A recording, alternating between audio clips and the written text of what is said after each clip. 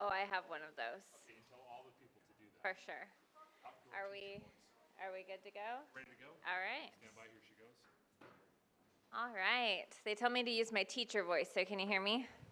Fantastic. I have a louder one, but I'll spare you.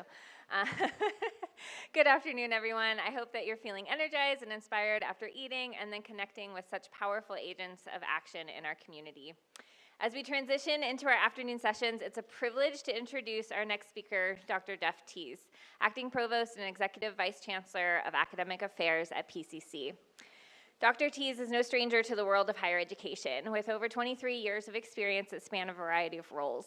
Before stepping into his current position, he dedicated his efforts as Dean of College Readiness and Student Success here at Pima, fostering environments where students can thrive and succeed.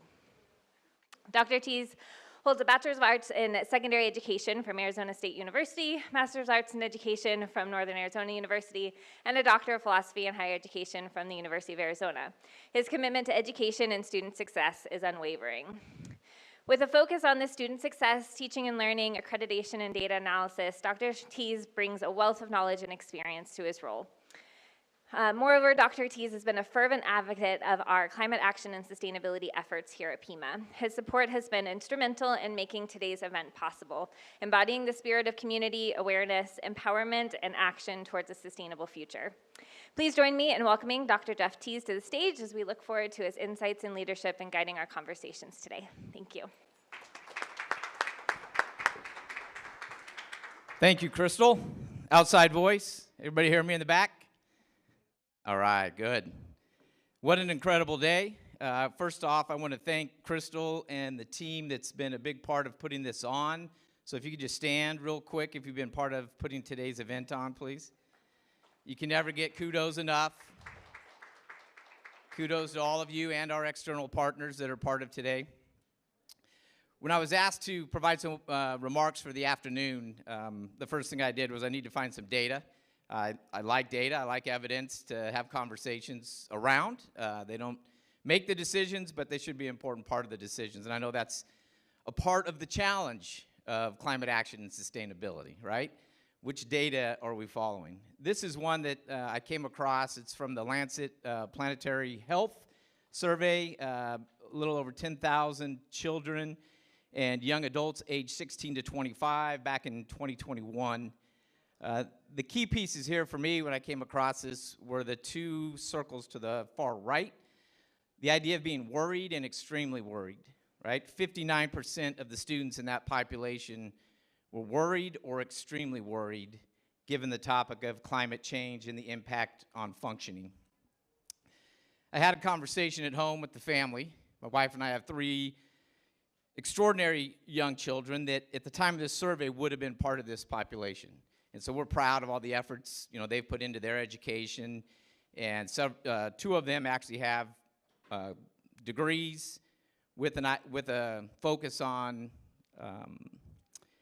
sustainability is our master's degree on the engineering side, and wildlife management on the bachelor's side for one of our other kids. So my wife and I were talking, and we started thinking about, because they have passionate conversations. Our third child likes to bring in maybe the opposite point of view just to get the other two going a little bit. He's the youngest, and sometimes that's what the youngest does. So we have some really great conversations, a lot of critical thinking going on. But one of the things my wife and I talked about after they left this past Sunday was the idea of what gave us this type of concern when we were their age, right? Because we had talked throughout the day about, you didn't know what it was like not to have a microwave, and because they didn't know what they could do without their cell phones. And we're like, without a cell phone, there's all kinds of things we couldn't do without at that point. So we focused our conversation back on mid-'80s. That's when we were not quite this age group, but a little younger. And what I fell back on was my experiences around understanding nuclear energy and nuclear war, right? So as a 14-year-old, the thought about, unfortunately, I'd watched the Terminator movie as well, right? That didn't help because it gave you a graphic picture. But I had an 8th grade middle school social studies teacher that was one of the adamant anti-Palo Verde nuclear power plant. If you don't know where that's in, it's in West Phoenix. And he talked to us about all the different things he did out at the site to protest that Palo Verde nuclear power plant going in. Talked about all the impacts it had on the environment, and then that actually went into a full unit on the challenges of nuclear energy, the pros. I mean, he was not completely biased in presenting the material to us, but there was definitely a slant, and a good one, a good one to experience. And then, of course, the nuclear bomb, the nuclear holocaust, and my wife and I were talking about what that meant, when we had those conversations. And I think the challenge for us was back then, we didn't feel like we could do anything about it, right? I mean, yeah, you can make sure you vote for the right people, perhaps. You might be able to protest like my middle school teacher, but bombs were being made and were in the hands of people you didn't have control over. So to the mental health side of this, I think it was a challenge for us in my generation. Speaking of my wife and I, the challenge was to really sit back and think about how deep of a mental health conversation this can be as well, right? For us, we talk about recycling throughout our lives. We've talked about a lot of different things to help support the climate. But having that piece of data here that kind of made that impact for my wife and I to really put ourselves in our sons and daughters' shoes. So just something I wanted to share real quick, kind of a personal story about what this means to me. And to continue with that, I can't, as a proud father, not showcase the work of the nonprofit my daughter works for. So she took that bachelor's degree in wildlife biology and management and now works down south of here at Patagonia. And they're having a speaker come soon, so I just wanted to make sure we shared that information with you. Dr. Terry Root is faculty emeritus from Stanford, working in the Woods Institute for the Environment. I think she's an ecologist and zoologist by trade. I know it's a Wednesday, so for you students in the audience, that might not be the best time. I'm not suggesting you miss class for that. But maybe I can get you a taped copy if that's the case. For the rest of us, if you have a chance, down at the Tin Shed Theater in Patagonia. So now let's talk about Pima and the incredible work that the faculty have done at Pima to make the impact moving forward. The first thing to have anything work in a community college is it has to be codified in a strategic plan or in your policies and procedures. Hopefully both, right? So we were very fortunate that we had forward thinkers working on the strategic plan back in 2019 and 2020. A lot of them still participating in events like today, to develop a comprehensive climate action plan. And there were 4 targets. I'm going to focus on the one I know the most about. The other 3 are not less important, but the most impact we've had over the last year since I've been in the role of acting provost has been on that academic one, number 2, ensuring that all learners understand the key principles of climate action and sustainability, and that they can apply them in a field which they are trained. So it's not just go get a bachelor's in psychology or go get a mechanical engineering degree, right? This is stuff that I know you've heard earlier today. All jobs are climate jobs moving forward, okay? So this was a very important of the 4 targets. The other 3, obviously, very important as well, or they wouldn't be in that strategic plan. So priority 2 within that portion of the strategic plan is to make sure that we include curriculum about climate action and sustainability. And I know you've heard about some of the classes, so I'm going to dive a little deeper on some of those as well. But again, I want to thank Dr. Crystal McKenna for leading the effort. She's been here less than a year, is that correct? Less than a year, and we have 6 new courses, and it's not all Crystal's work, I know. There's been a lot of faculty that are here today, right? Administrators, other support staff that have helped along the way.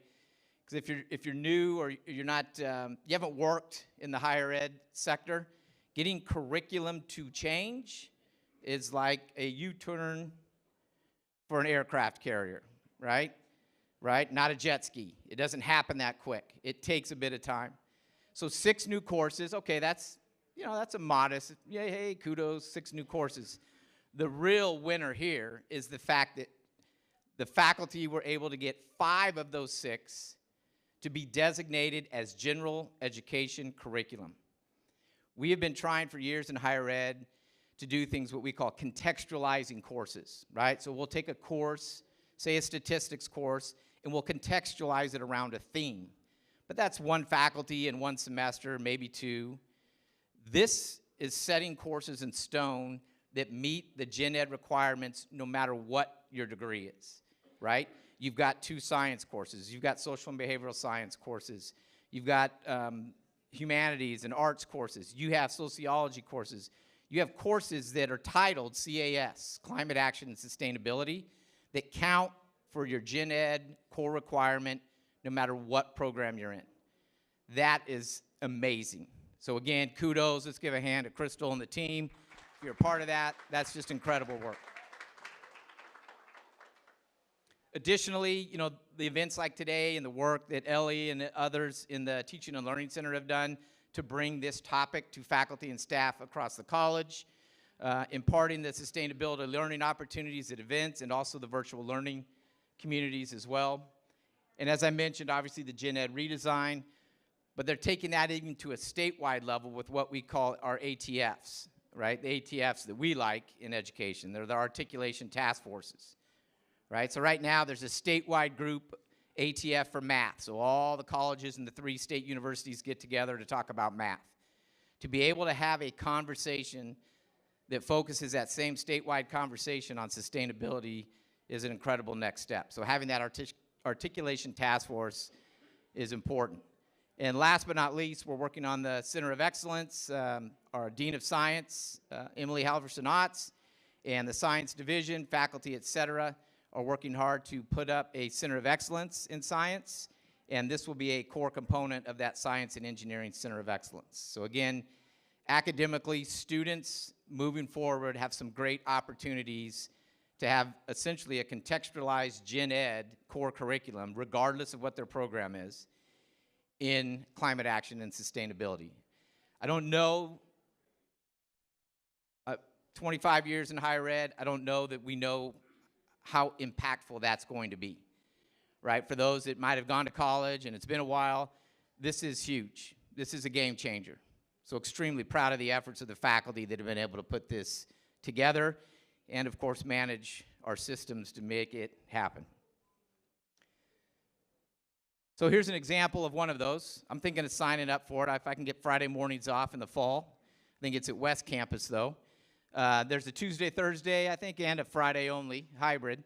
CAS 101. So you're thinking, okay, what's climate action, sustainability, sustainable futures? This is a lab course, right? This is a science lab credit that a student can take and get credit for not only their science gen ed, but also end up going on participation in field trips is required. Here's all the nerdy provost stuff that I talked about that I love. Right, gen ed, it meets science. It's also an SBS and a global awareness credit, right? So there's all kinds of opportunities with courses such as this. Excited about the opportunity, and I know Crystal's excited to finally teach it, right? When you get something there, and now you get to finally teach it. So I'll be excited to hear how those first sessions go. We also have a CAS 110, right? All about foods and sustainability. Amarita Young is going to be teaching that in the fall, right? Another great opportunity. Is that a sociology credit? It's CAS, but they get gen ed, though, right? Yeah. Again, another perfect opportunity for our students. Additionally, outside of the curriculum, there's also what the college is doing. We hired a director, Phil Berry. Is Phil here? I thought I saw him earlier. He might have stepped out. That's okay. The Office of Sustainability, the College Club, and all of the great partnerships. Partners, are you here today? I saw some of you. Yeah, absolutely. I've got to work on my daughter to make sure we get another bullet up there for next year. So a lot of great work going on to make sure that as an institution, we're thinking about sustainability. I'll tell you right now, we do not recycle enough at this college, right? It's something that we need to be doing a better job of. One of the challenges, I mean, it seems like a little thing, but it was something I was a little onerous about. We have what we call hospitality funds that the provost has to approve, right? Helps pay for food at events like this. They said absolutely no more water bottles. And people are like, well, how am I supposed to get water? I'm like, we got water stations everywhere. You got refillable flasks. They've even got, I know it's more expensive, I said, but if you have to, go get the box water, I think it's called, because I think that comes in a box that is recyclable, right? So it's a little thing, but it's those little things like that that'll help move the needle at the college moving forward as well. Same with any sort of hospitality foods and such, making sure we're working with partners that are eco-friendly and are thinking about sustainability measures in their business. All right, so I don't want to keep you from what's coming next. I know we've got an incredible presentation from Dr. Penelise Droz. That starts at 2 o'clock, so that's coming up. And then after that, the last hour, we have the 15% Solutions Roundtables. When I first saw this, I'm a math guy. I thought back to, hopefully this doesn't throw anybody for a loop, but solving systems of linear equations. We always had chemical solutions. You have to add 5% of this to 8% of that to get 7% of this. No? Okay. That's all right. But first, we're going to have a reading. Sky Woman Falling. It comes from the book, or Sweetgrass, Braiding Sweetgrass. I almost said it in the wrong order. And as you're going through this, if you haven't read the essay, at a point after the excerpt of the reading that you're going to hear here in a bit, there's a point where they reference that this is one of the quality instructions. And the thing that I took away from that is right after that quality instructions piece, they said instructions, but not like commandments. I think that was a shot a little bit, but that's okay. Not like commandments or rules, right? Not something that tells you how to live your life, right? But rather, and this is the part that I love, that I picked out, and it's later, it's not in the reading, but it's later. But rather, these quality instructions are like a compass, right? They provide an orientation, not a map. And the work of living is creating the map for yourself. So as you move through today and as you move through the journey of your life, keep living and keep creating the world that you want to see, not just for yourself, but for the next generations. Thank you for being here. Enjoy the rest of your afternoon.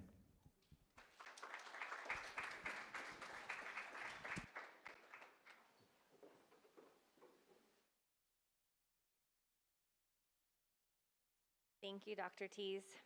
As we move into our afternoon sessions, we do want to emphasize those themes of what we can do together and how we can weave our ways of knowing to help ourselves, help our community members, and help future generations. It is in this spirit that we started a virtual learning community here at Pima Community College, and that was essentially like a little virtual book club where faculty and staff got to come together around this wonderful book to discuss some of the themes that emerged and how we might be able to relate that to our lives and to our work. And so it is my pleasure to introduce two of those VLC members, Dr. Amarita Young and Brooke Anderson, to read us an excerpt from Sky Woman Falling from Braiding Sweetgrass.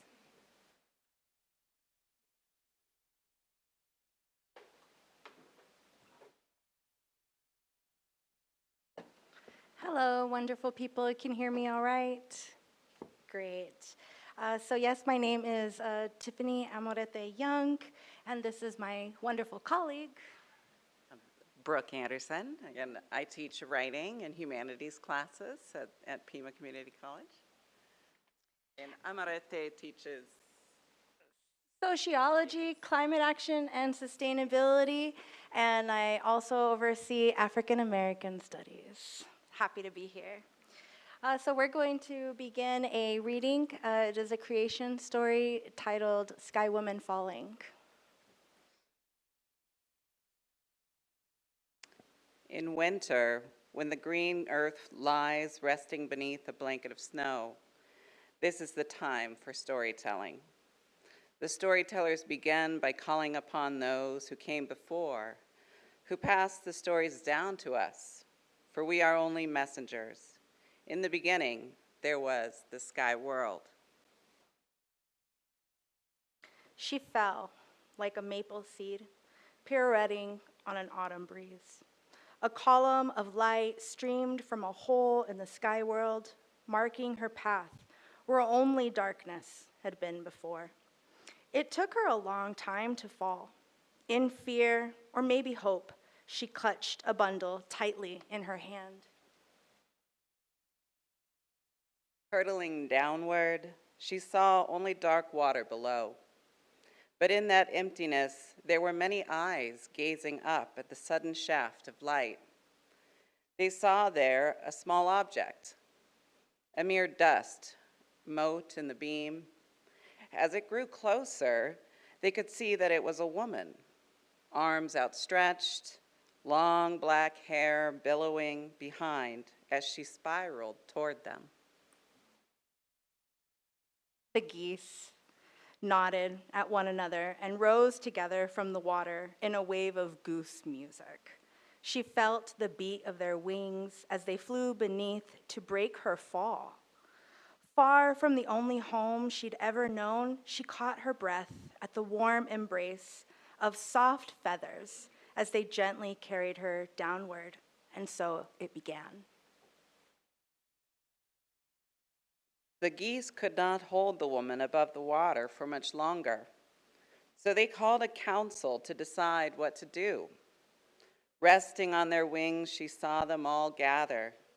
Loons, otters, swans, beavers, fish of all kinds. A great turtle floated in their midst and offered his back for her to rest upon. Gratefully, she stepped from the goose wings onto the dome of his shell. The others understood that she needed land for her home and discussed how they might serve her need. The deep divers among them had heard of mud at the bottom of the water and agreed to go find some. Loon dove first, but the distance was too far, and after a long while he surfaced with nothing to show for his efforts. One by one, the other animals offered to help: otter, beaver, sturgeon. But the depth, the darkness, and the pressures were too great for even the strongest swimmers. They returned, gasping for air with their heads ringing. Some did not return at all. Soon, only little muskrat was left, the weakest diver of all. He volunteered to go while the others looked on doubtfully. His small legs flailed as he worked his way downward, and he was gone a very long time. They waited and waited for him to return, fearing the worst for their relative, and before long, a stream of bubbles rose with the small, limp body of the muskrat. He had given his life to aid this helpless human, but then the others noticed that his paw was tightly clenched, and when they opened it, there was a small handful of mud. Turtle said, "Here, put it on my back and I will hold it." Sky Woman bent and spread the mud with her hands across the shell of the turtle. Moved by the extraordinary gifts of the animals, she sang in thanksgiving and then began to dance, her feet caressing the earth. The land grew and grew as she danced her thanks from the dab of mud on Turtle's back until the whole earth was made. Not by Sky Woman alone, but from the alchemy of all the animals' gifts, coupled with her deep gratitude. Together, they formed what we know today as Turtle Island, our home. Like any good guest, Sky Woman had not come empty-handed.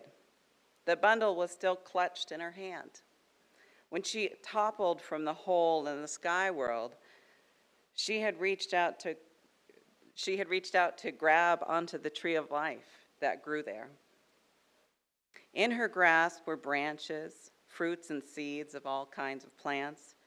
There she scattered onto the new ground and carefully tended each one until the world turned from brown to green. Sunlight streamed through the hole from the sky world, allowing the seeds to flourish. Wild grasses, flowers, trees, and medicine spread everywhere. And now that the animals, too, had plenty to eat, many came to live with her on Turtle Island. And this, my friends, is the end of the beginning. Thank you.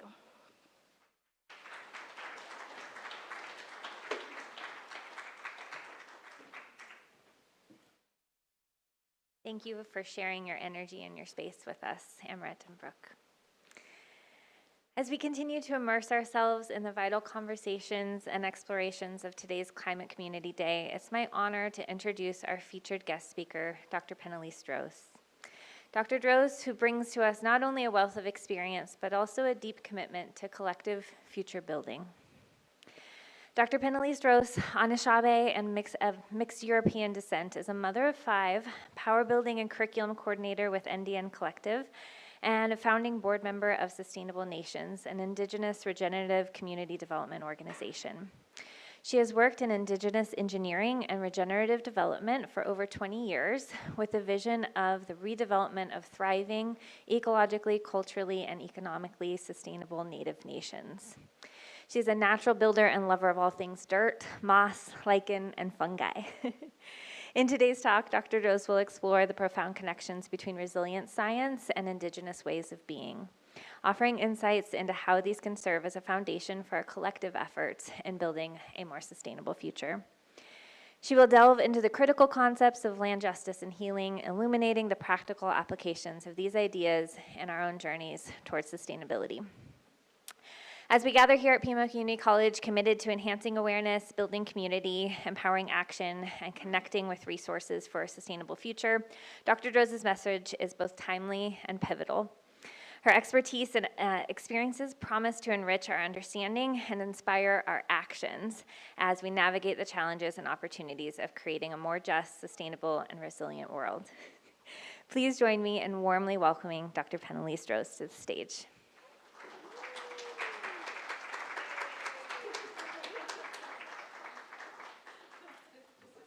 In a moment.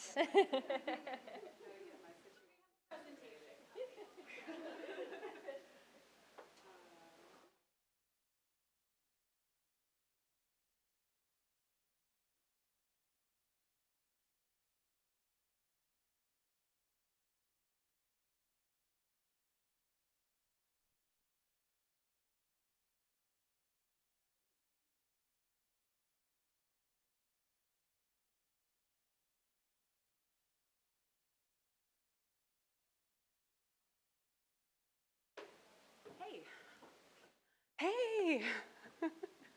I had the feeling I would see familiar faces when I got up here and out of the back of the room. Ani Manoyigijagad, again, my name is Penelise Droz. I wanted to do, just going to introduce myself a little bit so that folks can understand the context and the lens through which to hear my words today. So I, like she said, I'm of multiple Indigenous lineages from here on Turtle Island and from Northern Europe, but I was raised by my mom. I'm the baby of 6 kids. My mom is an Anishinaabe, and I was raised to serve those people and serve that culture, although she made sure that I did not forget to recognize and honor all of my ancestors. And as I've gotten older, I think that healing all of my lineages is an important thing to do with my lifetime. So I was raised on the Shirai Yurok Rancheria. So I don't know if anybody knows what a rancheria is, but most folks probably know what a reservation is, right? And a rancheria is a little small reservation that was created under a different political act than the Reservation Act. So I grew up on Yurok, in a Yurok community as part of those people as well. So I come from, those are all the places that I come from to you today. My husband was raised in Tucson, so I'm here most of the year, but then we go back for cultural purposes to Wisconsin in the summer, so my children can know all of their peoples. So it was really, this is the end. Back to the beginning.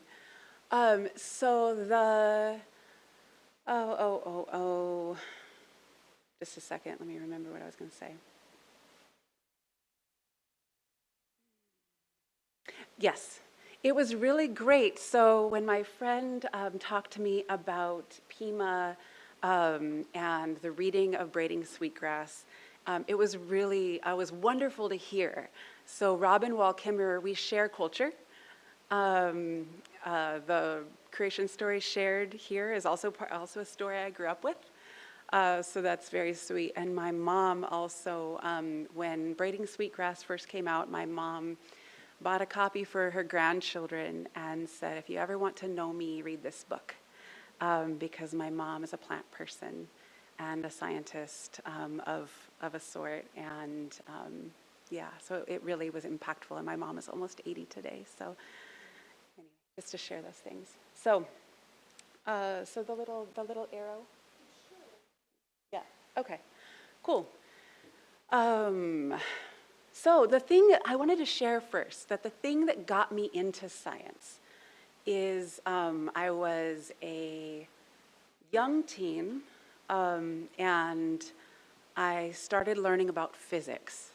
So I was, it was my freshman year in college, in high school, I was learning about physics. I had a physics class and I got really captivated and just started going to the library and looking at physics books because this was like pre-internet kind of era.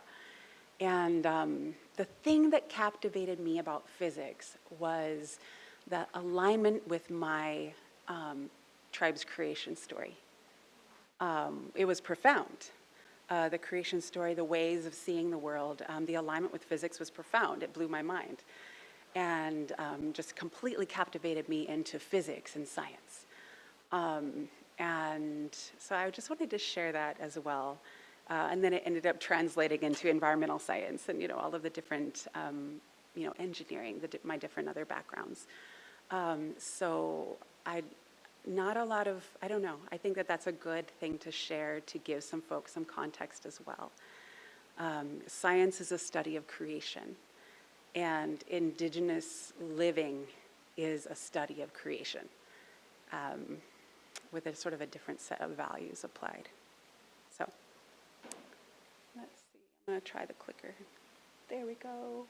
So we gotta, to understand where we're going, this is climate week, right? Okay, so to understand where we wanna go, and how we got here, we gotta understand where we've come from. So a little colonial history is necessary to get to where we want to go, in my opinion. Across Europe, across Asia, across the Americas, across Africa, there has been a wave of colonial culture and violence.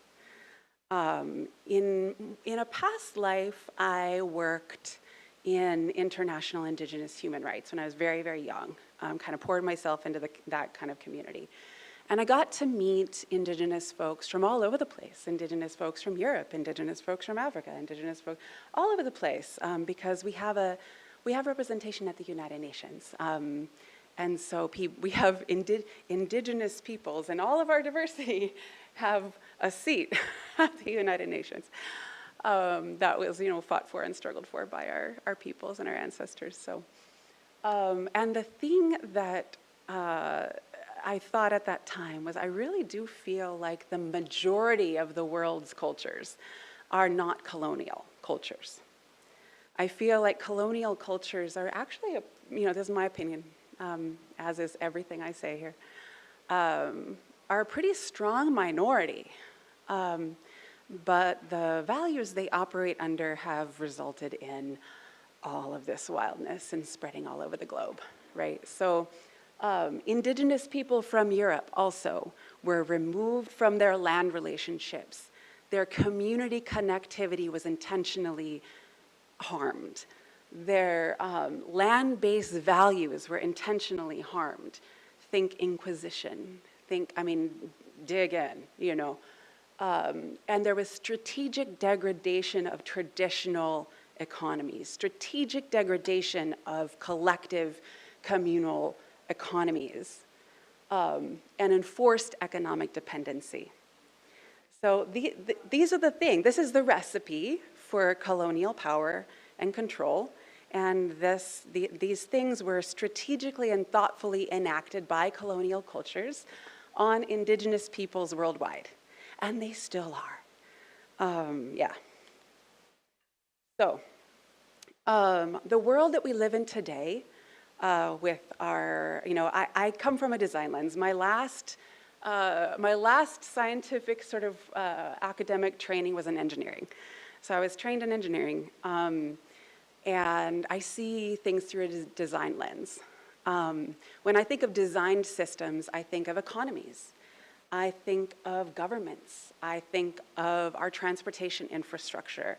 I think of our energy infrastructure, our housing, our food systems. So I see everything through a design lens. And I really love this quote.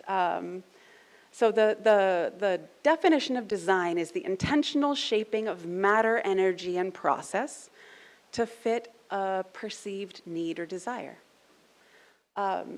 Design connects culture and creation. When I say creation, you can sub nature if you want. The nature-human division doesn't fit the way I think and the way a lot of people in this world think, so it feels, I don't use the term nature a lot, I use creation a lot. Design inherently connects culture to creation. And I love this quote by one of my favorite engineers, Sim van der Ren. Design manifests culture, and culture rests firmly on the foundation of what we believe to be true about the world. All our design systems are based on cultural values. Oh, I'm gonna just have to hang out a minute. If it doesn't pop up, then I know what's on the slide anyway. So, what culture, all of the systems that we function within today are essentially an expression of colonial culture and colonial values. I like to think about what values might colonial cultures hold? Wanna holla out some thoughts? What are some of the values of colonial cultures that are expressed today within our living systems? Competition, land ownership,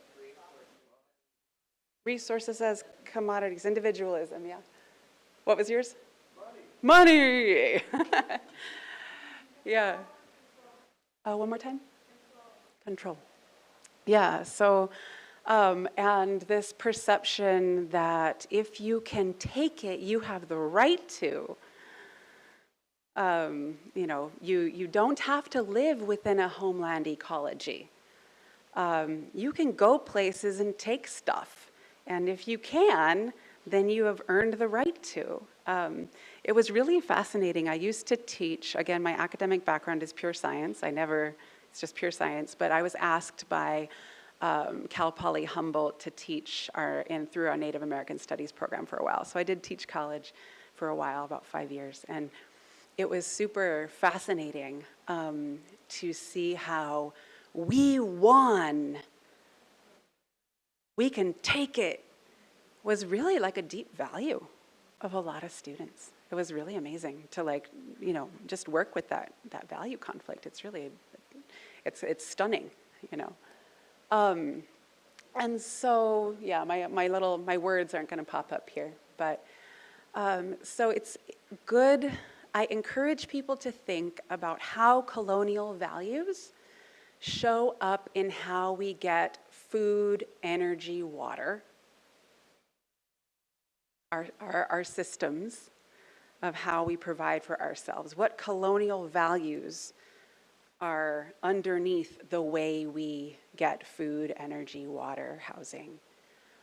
And also, what colonial values are underneath our social systems, our governance systems, our economics? What colonial values show up in these social systems as well? I think this is really important because decolonization is not just for indigenous people. I feel, and again, I am speaking very much for myself, I feel like decolonization is a rehumanization of all of our lineages. You know, as somebody who comes from settlers, as somebody who comes from indigenous people from Turtle Island, I have various intersections with decolonization. I have responsibilities to different parts of that movement, but I see the undoing and the transformation of those values as the key to justice and rehumanizing us all in relation to the earth. Way easier said than done. There we go. Oh, it was a clicky thing. Yay.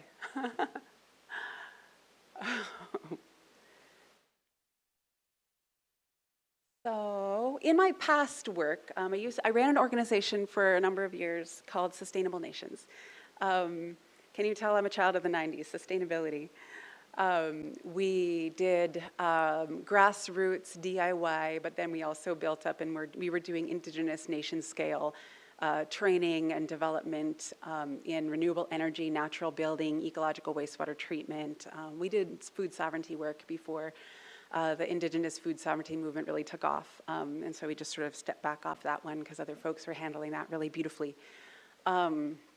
And so regularly I'd be called to work with nations, with Native nations or communities to support what I would call spiritually based design work, spiritually based design and development work. And you know, our communities have been heavily impacted by colonial forces, as we all have, us pretty recently. And part of that was boarding schools. Does everybody know what boarding schools? Yeah, boarding schools, cool. So now our communities are very, very diverse. More so than in the past as far as the way people think. We have Catholics, we have Christian folks, we have strict traditionals, we have everybody in between. We have, folks that would call themselves, the whole gamut of people we have in our Native communities today. And sometimes we fight amongst each other because internal division was, again, a key to extending colonial power.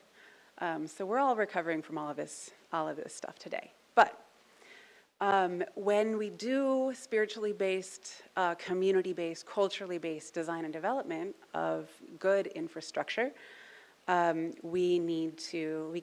would ask this question. We get folks together, we make sure the moms were there, we make sure the kids were there, we make sure everybody was there, everybody was taken care of, everybody was supported, and we'd get people into little groups and we ask, what are the values that make you who you are as a people? And that is a really powerful question, and I actually am going to put this question to you all to take home with you, put it in your pocket and think about a little bit, because articulation is powerful. What are the values that make you who you are as a people? The most beautiful thing would always show up. So that would give me so much energy and inspiration that our nations are going to be beautiful, thriving places again, which is, regardless of the diversity and regardless of the internal conflicts, the values that make us who we are as a people remain the same. And I'm going to do, the next part of this, I'm going to do a little scroll through Indigenous values. One thing that I want to share is these values are shared by everybody that I've met, no matter what their culture is. If they call themselves Indigenous, they kind of share these values. And so even in our wild diversity, everybody that I've met whose families haven't lost their identity as Indigenous, in recognition that we are all Indigenous to this earth, but the families who have kept their Indigenous culture share these values. So I want to throw them out to share with you. Everything is relational, literally, very physically. very, like, tangibly, everything is relational. Everything is about relationships. Robin Wall Kimmerer and Braiding Sweetgrass shared a little piece, a tiny little window into a part of a creation story. Creation stories are very long and deep, and can't really be captured by these little excerpts. But one little other part of a creation story that I actually share with Robin Kimmerer is that everything is a song. Everything is a song being sung by the Creator. When I was told this story, I was told to put my hand in front of my mouth and sing a little bit. And you feel that vibration? That's what everything is. That's what everything is. And the thing that makes me different than you, different than this, different than, like the thing that makes all of this song that we are differentiated into everything that we are is the relationships of the song to itself. Relationships create reality, very literally. Just as I throw that out there to give a small example. So everything is relational. Everything is alive, and so when I talk to my daughter-in-law, I have this beautiful, powerful daughter-in-law, and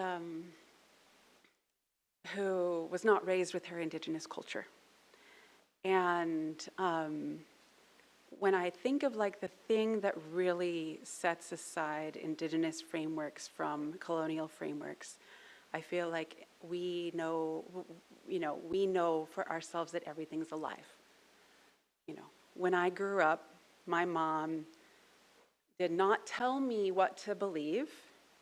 I heard that with Jeff, what you were saying, that what you spoke about. There not being enforced dogma. Yeah, I wasn't raised with enforced dogma. I was raised with cosmological frameworks, I guess. But then if I used to want answers, and I would want my mom to tell me things, and she would tell me to go. I grew up in the country. My town had 300 people in it, and I grew up outside of the town of 300 people in the woods. And she would tell me to go outside and ask. Go outside and ask. Like there's this default understanding that you as a person have the power to learn from creation and to go out and ask the living world to help you learn. If I was going to say anything to anybody about like guiding children in an empowered way that will reconnect them with the earth, it would be help them understand the earth's alive and that they can go. They don't need their parent to tell them what's what on everything. They can go out and they can learn from creation. And then my mom said, then you can come back in and I'll tell you what I think. Because everybody has their own path in relationship to creation. Not everybody is supposed to believe the way I believe. Not everybody is supposed to believe the way that, I do have issues when I feel like beliefs are destructive and I'll scrap you on it. But I don't feel like people need to all have the same belief systems, right?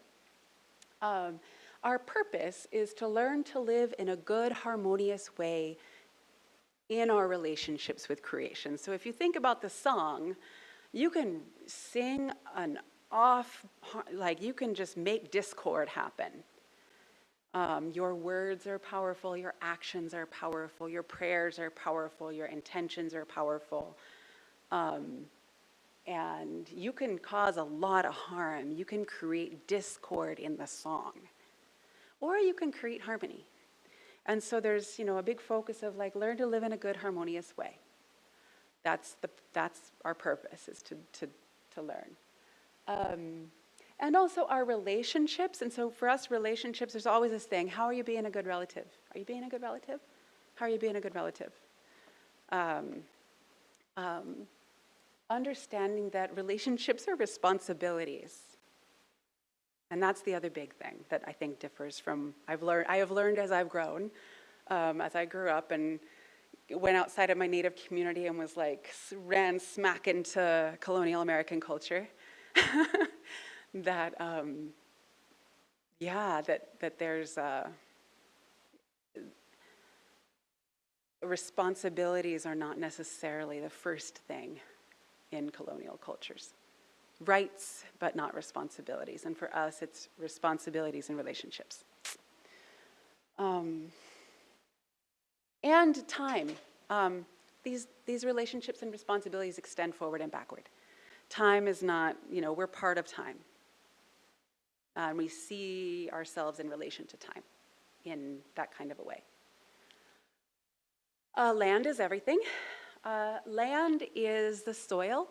Land also holds ancestors, land holds stories, land holds histories, land holds the elements, land holds spirits, land holds animals and insects. Land and relationships are everything, everything. The land is coded with knowledge through time. You all can, probably a lot of these things are relatable. In the way that I see the world, all of these things are very human values. And to live in a good way, if folks have read Braiding Sweetgrass, she talks a little bit about original instructions. One of the original instructions is to mirror creation. Everything you do, try to mirror creation. Woman that taught me how to bead, I was separating all my beads into little bitty piles of all the different colors to make it easier. And she's like, you don't want to, no judgment if you do that. If you're a beader and you do that, no judgment. But she was like, don't do that. Like, that's not how life is. Mix all those colors together, and then you create the beauty out of the chaos. Mirror creation always. Do what the earth is doing. Rest in the winter, So mirror creation in all things. Learn from and go with the flow. Don't try to control everything. Yay.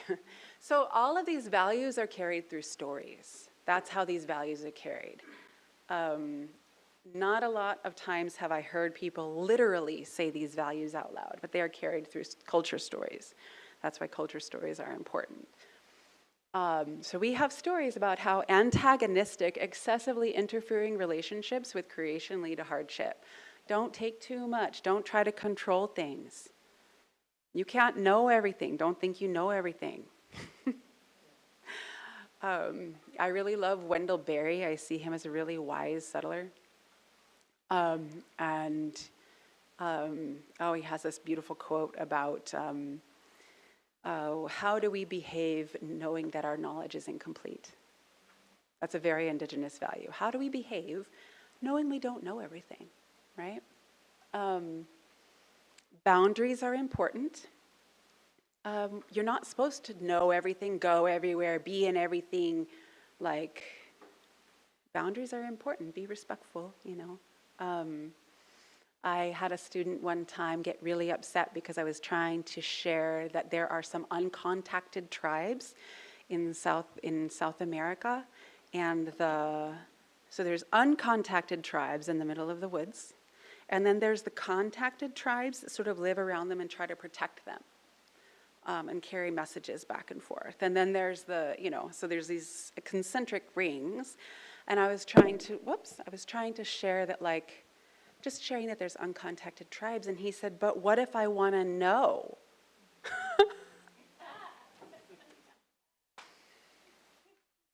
Not yours to know, my friend.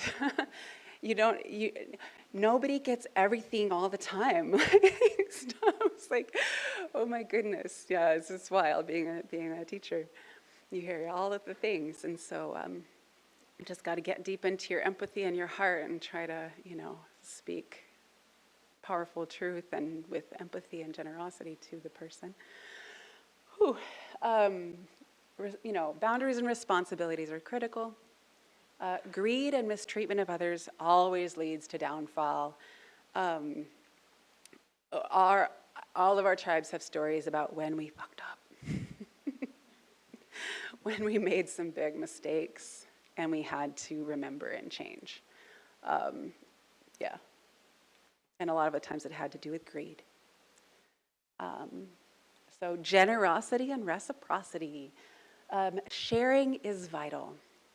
A big thing that's a big no-no in every Indigenous community that I've had the blessing to know a little bit about is, we have giveaways, like you share, you give away, you give your food, you make sure people around you are taken care of. Dr. Ron Trosper at the University of Arizona wrote a really cool book called Indigenous Economics. He is a Yale educated, no, is he Yale or Harvard? He's one of those fancy school educated economist, elder, Salish Kootenai man, wrote a beautiful book called Indigenous Economics, talking about the generosity economies and what those look like and what they can look like. Really cool. Teachings of humility. We are the little siblings around here. All of creation can live without us. The earth can live without us, the rocks can live without us, the plants can live without us, the animals can live without us, and we need everybody's generosity and care to live. And so we need to demonstrate our thanks, our gratitude, and our giving back. We need to be in reciprocal relationship to all of these beings and elements and forces that are generous enough to allow us to live here on this earth. That's the place of humans in our way of thinking. So, and mix it up. This picture is Nanabosho, who, if you read Braiding Sweetgrass, again, we share culture, so there's some Nanabosho stories in Braiding Sweetgrass as well. That is our trickster, I guess, causes trouble, and is a great teacher. Tells a lot of dirty jokes and is a great teacher.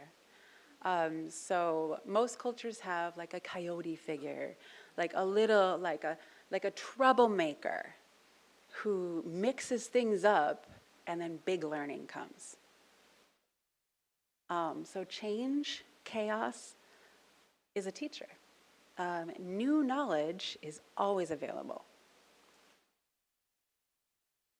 So those are just sort of like a little summation of it might seem a little bit funny to say generalized Indigenous values. I always feel funny doing that, but it's been a fascination of mine since I was probably 20, and I've noticed those commonalities and have continued to see them throughout my life. So the latest fun scientific adventure I went on was I came back to school at University of Arizona and was working on engineering and then resilience science. I'm like, this is so good.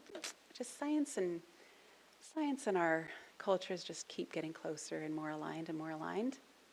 Fun stuff. Resilience science, social ecological resilience science, is based on complex systems theory. Digging into what makes a system resilient led to the term social ecological systems. Cracks me up. What? Nature is interconnected. It's complex. It's interwoven. Everything is connected relationships. What? What will they discover next? Anyway, it's pretty funny. So now we're gonna go on a little resilience science journey. Following up, if anybody wants, I know that we're in a college here, if anybody wants academic articles about literally anything that I'm talking about, including let me know, and I'd be happy to send you various lit reviews and all of that good stuff. But for now, here we go. So what makes a social ecological system resilient? And remember how we were talking about design and how design can be social systems, governance systems, communications infrastructure, you can same thing with applying these social ecological resilience principles. You can apply these principles to your design, your building design, your economy design, your home design, your anything, your governance. So these are principles that have been scientifically researched to show social ecological resilience. And what is resilience? The ability to do what indigenous peoples have done all these years, which is persist and continue through apocalyptic situations and continue to go on. Gathering resources for the present and the potential they offer in the future. Our traditional practices were all about ensuring the continuation of life, caring for our landscaping, our landscapes, and that, agriculture, so that we could cultivate future abundance. Diversity, mirror creation. If you look at creation, it's not a monoculture, it's not a monocrop. So cultivate diversity in all things. Resilient science. Functional redundancy. So functional redundancy is where you have something needs to happen. You need to have water. So you have a diversity of ways of supplying that water. Functional redundancy.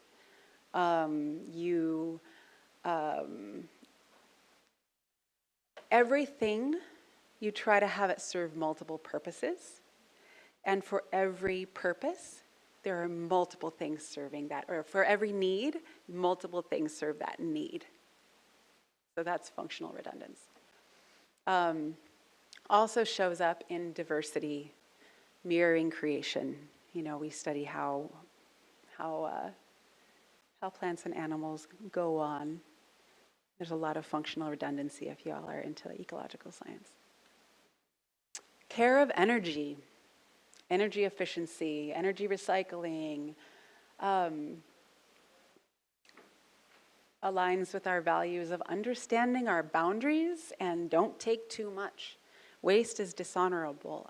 A big theme, I don't know if I reinforce this enough, but is, do you really need that?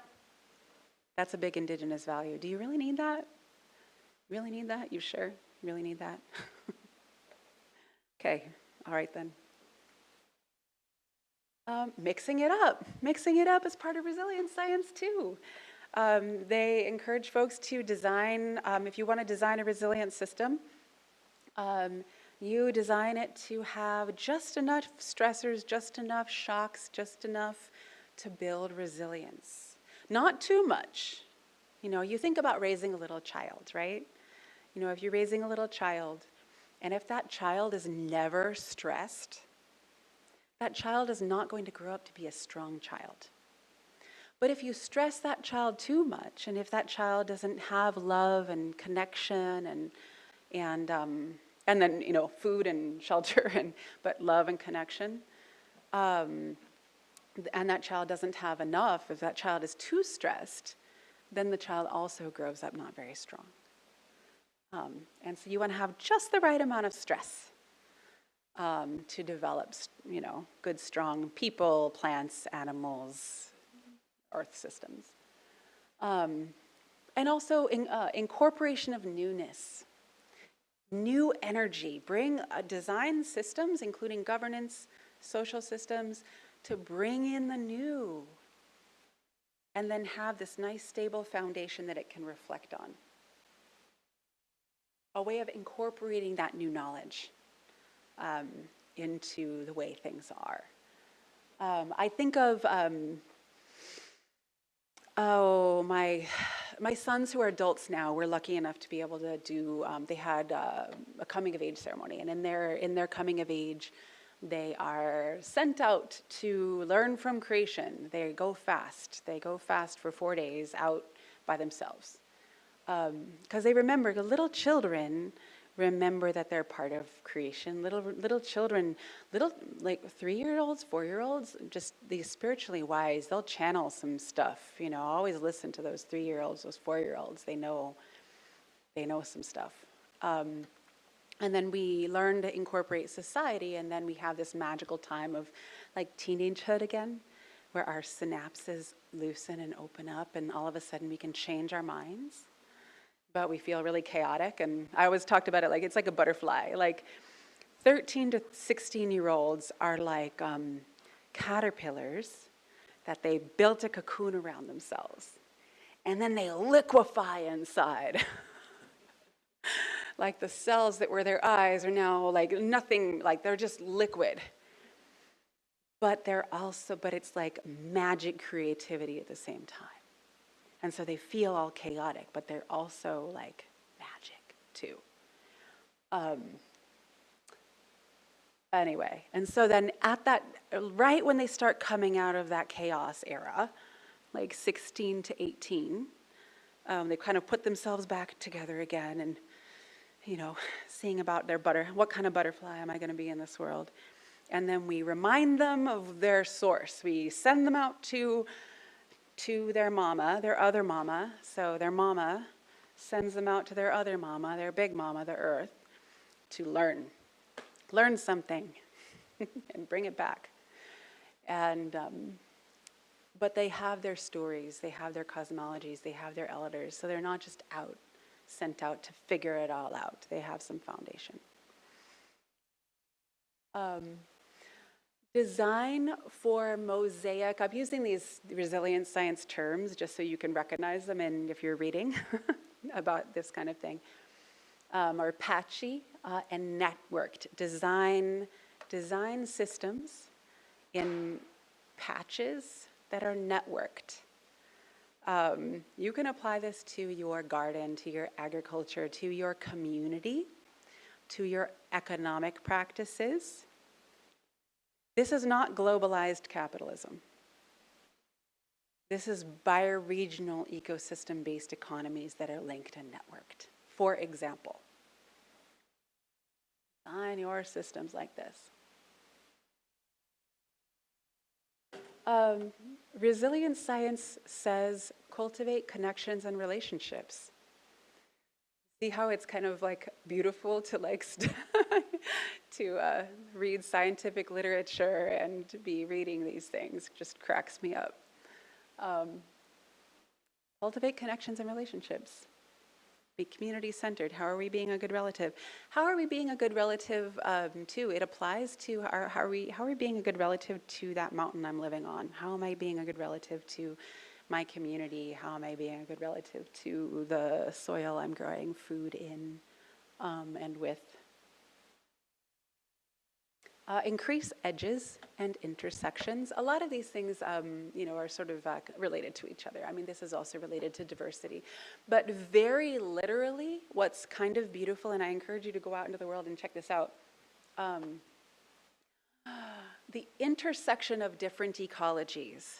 So I don't know which ecologies you all were raised in, but where two ecologies come together. I was raised in the woods. So you're walking through the woods and then you come to a meadow. That edge, diversity. Like so many different kinds of plants. A lot of medicines are right there. Like you could even go out and be like, okay, where's the sidewalk? Where does the sidewalk meet a garden? Diversity. where things come together, diversity and abundance flourishes. And I would like to also say minds, ideas, generations, where two different beings, elements, ecologies, two different anythings come together. Abundance, right? Sperm and eggs, like the twins of creation. I mean, just a doll, like boom, beautiful. Mirror creation. Oh, strong feedback loops, design for strong feedback loops. I don't know if anybody's ever been like politically active, but where they have public participation meetings and they let the public come and be like, no, this is terrible. And they're like, okay, we heard you. I heard you. Yeah, good. Okay, thanks for sharing your opinion. And there's no incorporation of that knowledge. None. There has to be a system designed to incorporate new knowledge. emphasis on constant learning, practical observation, and incorporation of new knowledge. This is also in resilience science. So the system, quote unquote, the system, whatever it is, the ecology, the energy system, I don't know, has to have self-determination and agency. It cannot be excessively controlled. And reciprocity has to be built in. If you are either like from an indigenous culture or you ever study, I really encourage everybody to study indigenous traditional governments. There's a big movement actually in a lot of our tribes to bring back the traditional governments. A lot of our tribal councils are not, they are government structures that were imposed upon us by the feds. It's not our traditional government in a lot of places. And so, but there's a movement to try to put in place our traditional governments again. And there have been tribes whose traditional governments have continued to exist since pre-colonial times that continue to operate side by side with the band council or the tribal government. And just to let you know, a lot of people don't know that. A lot of folks don't know how much powerful culture, language, practices, understandings we've kept, because you wouldn't necessarily know that driving through. But yeah, studying traditional governments is a really beautiful thing to do. Gives good ideas. And also a recommendation is polycentric government. Not a, not a monoculture, I keep saying. That's like the biggest word. A polycentric government. When my children were little, I raised them birth to 5 in a very exquisite and beautiful, loving reality. And to build their power. I had to fight to do that, but I did that because it was not we didn't have the most, my community's a bit rugged, but really worked hard on giving my children a really beautiful birth to 5.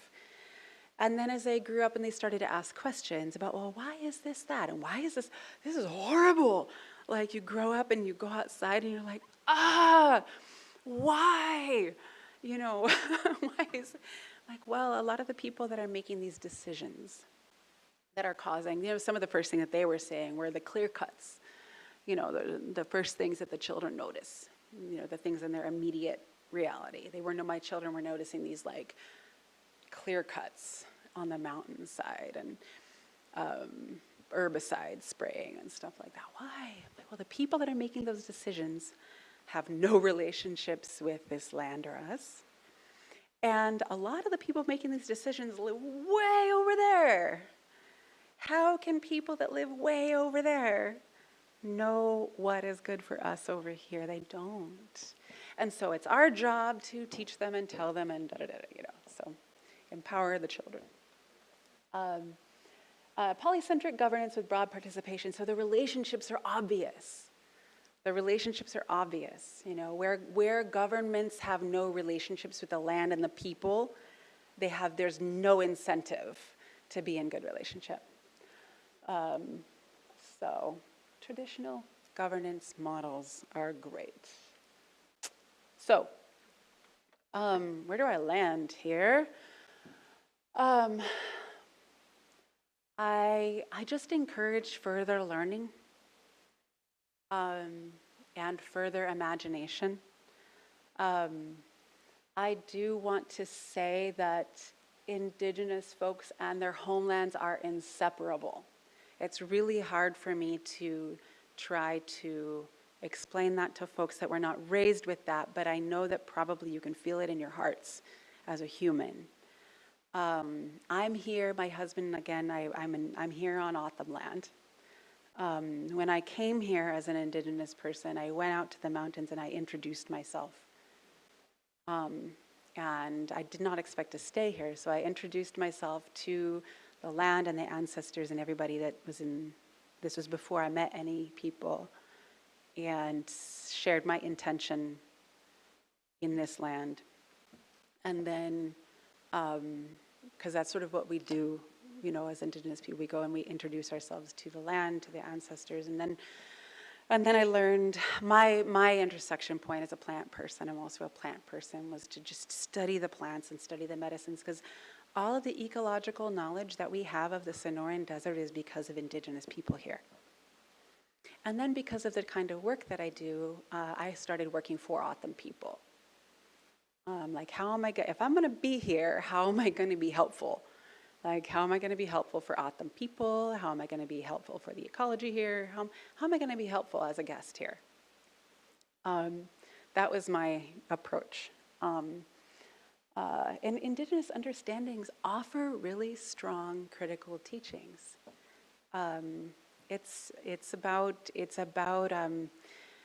that align beautifully with science. I think science with wisdom applied to it. So science, I used to tell my sons, go to college, go learn science. You know, I homeschooled them off and on, learn science. But just know that when you get into college, they're going to be like, shh, you can't talk about the meaning. You can study creation, but don't talk about the meaning. Shh. But if you study like the greatest scientist, Albert Einstein was a profoundly values-driven spiritual person. The best scientists are in relationship deeply with the creation they're studying. And I think that there's more and more possibility to do science from your values. So really aligning with, what are my values? What are the values that make me who I am as a human on this earth? Think into those, and don't let anybody tell you that you can't. A lot of tribes that I've worked with want to do like a really excellent, like spiritually designed building, and then they hire the wrong architect or engineer, and the engineer will tell them, you can't do that according to all of those values. You have to give some values up. No, you don't. You don't. Holla if you want, you know, if you're working on sustainability stuff and you're like, I think I have to let go of my values. You never let go of your values. That's how we got here. Sometimes we have to, I mean, we all drive cars, right? We all participate in exploitive capitalism, but we can't let go of our values. If we do, then we're not going to change anything. So, reconnection. Every single one of us has reconnection, deep reconnection available to us. Whether your family has no connection with your Indigenous homelands or ancestries, or if you're like me and you're just mixed, and which homeland? I mean, my mom made sure that I was for Ojibwe, Anishinaabe people, so, you know, but if you can't necessarily go home to a very particular home, build your reconnection. You know, my daughter-in-law, I told her, go out and introduce yourself. You might feel really cheesy going out to, you know, we were in the woods, and I'm like, just go say hi. You know, go by yourself so you don't feel weird. You can just say it in your heart, but just go introduce yourself. Like, go say hi, and just keep going and saying hi. You know, by yourself if you can, and you'll be talked to. You'll be brought in. Reconnect. You know. An activity that I did with my sons, and then when I was teaching class too, an activity that I did with my students was go out every day to the same beautiful spot, to some kind of spot that calls you, and get a journal out and write, what do you see? What do you hear? What do you smell? What do you taste? You know, what are you touching? What is your spirit sense? Go to the same place every day for a month. And you'll introduce yourself, and the place you'll be recognized, and you're going to reconnect, and or go watch the way the suns go. If you're a morning person, go see where the sun rises. If you're an evening person, go see where the sun sets. Every day for a month. Watch it every day for a month, and you'll see the way the earth moves us, and you'll connect to the way the earth moves. Like, there's little things we can do. Just go out as much as you can. Even if it's the park, even if it's a tree in your apartment block, like just go say hi. The sky, go say hi. Reconnect. Recognize you are a gift that your ancestors gave to this time. Like, we can heal our lineages here. If you come from violence, and I come from violence on various, me being Penalise here right now, come from violence on both sides of my lineages.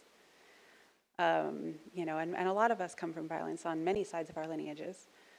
And how do we heal that? How do we heal that? You know, we get to work on that and reconnect today. Justice. This usually makes people really uncomfortable when I start talking about justice. But justice is just a rebalancing of energies. So we have had generations and generations and generations of really intense exploitation and violence. Anger is legitimate. Fighting back is legitimate. Struggles are legitimate. We need to rebalance the energy. You can't just be like, sorry. You gotta like rebalance some energy here in order to move forward in a beautiful, powerful way together on this earth as children of earth, my opinions. Restoring Indigenous care and governance. I work for an organization now called Indian Collective. Restoring Indigenous care and governance. How can we restore Indigenous care and governance to land? Now that you've read these values, I'm sure that maybe you might be able to understand why I believe that we all would be better off if land was in Indigenous care and governance. Reparations for colonial harm across the board is what I believe in. Black folks, Indigenous folks, you know, we just got to restore. We just got to restore the balance. And then we can move forward in power together. Restoration. From recognition, and justice, we get to restore balance to our communities. There's some people that are working on it at big, gigantic levels. I'm kind of a mid, I'm a small, I grew up in a tiny town. I am a country person. The small and the intimate is my sphere, but I also, you know, work on national level stuff too. We have a real powerful struggle ahead. There's the colonial forces are, you know how when tides start to turn, and then the folks that really don't want the tide to turn see that the tide's turning and they freak out? No! I feel like that's where we are right now. A lot of descendants of colonial peoples, me included, want their human selves back. The earth is talking to all of us in some way, shape, or form, in my opinion. People are called, people are pulled to this. The tides are shifting, but we are seeing the backlash right now, and it's scary. So the struggle is real. Shifting tides takes a long time, but we've been in it for generations and generations. And we, you know, we're ready to go. We're ready to go build collective futures together. And not give up. So, and starting in our families and communities is incredibly powerful. Starting with raising your children is incredibly powerful. Doing whatever healing, you know, my focus has been ecology and infrastructure kind of, and farming, and my husband is social and healing and, you know, the human, the very, very human world. That's his work, and he's doing that reconnection work and that healing work. So we all have our little like lenses that we get to do this with, but on every single one of us is incredibly powerful. So that's what I brought for you all today. And again, if you are curious about any of this stuff further, hit me up. I'm going to hang out for an hour afterwards. So thank you all.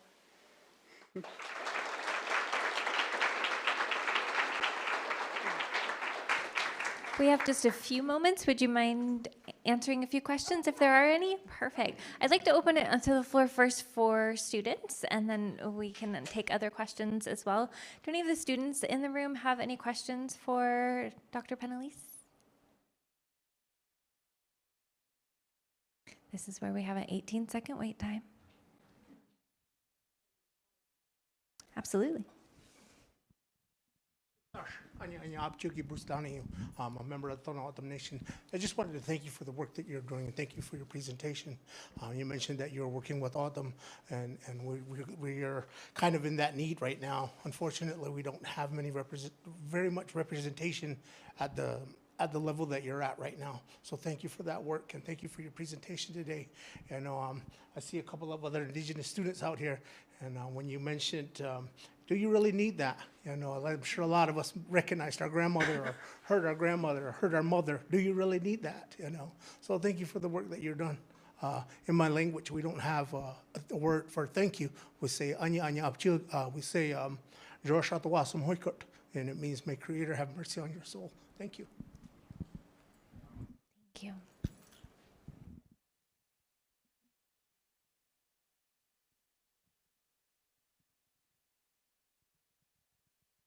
Thank you. I know I'm not a student, but I did want to thank you. And I also want to give a shout out to the awesome podcast that Indian Collective does, Land Back for the People. It's really a wonderful resource if anybody wants to know more, and maybe you can talk about it a little bit. Yeah, I was on the first episode. Yeah. Indian Collective, we are a brand new we're 5 years old. We're out here learning. And if you go to indiancollective.org, I think there's a link to the podcast.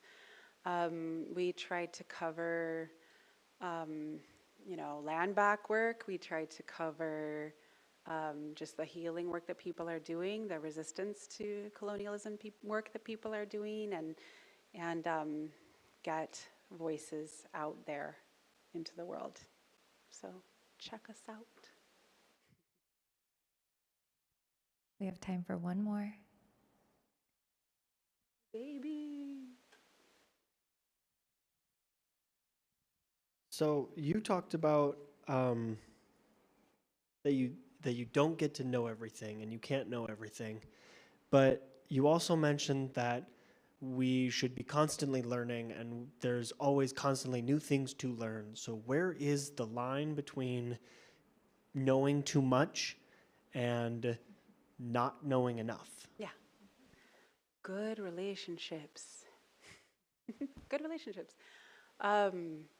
If your hunt for knowledge leads you to be in bad relationship to land, people, community, and I know that this can get a little complicated. I mean, I think about old Galileo and people that were, persecuted for their study of creation, because of the colonial need to have power and control. It's not. You can't have a blanket, completely black and white answer there. But I think that one of the reasons why I kind of emphasize people going out on the land and building relationship as much as possible is because I feel like that's where the teaching of wisdom comes in. That's where good relationships, the feeling of good relationships are learned. And that's what I lean on, is that feeling of good relationships, to know when is not the time to push. A lot of the times, the antagonistic relationships, antagonistic and controlling relationships, if you feel like you are pushing and pushing and pushing and the knowledge, gaining the knowledge is born in antagonistic relationships or is going to cause harm? There you go. Is this going to cause harm? Is me pushing to learn this knowledge going to cause harm? There we go. That's the actual answer. Okay. Thank you so much. We really appreciate your time. Give another round of applause.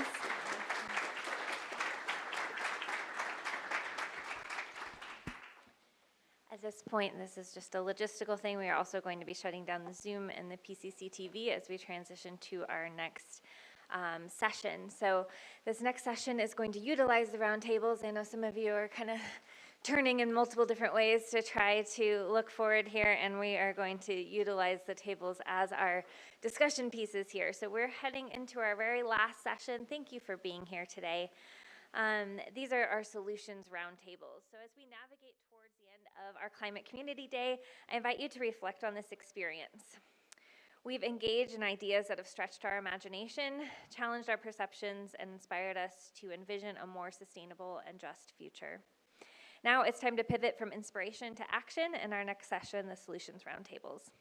Facilitated by Chelsea James, Pima Community College's Open Educational Resources and Course Materials Director, Phi Theta Kappa Lead, and Honors Advisor. Did I miss anything?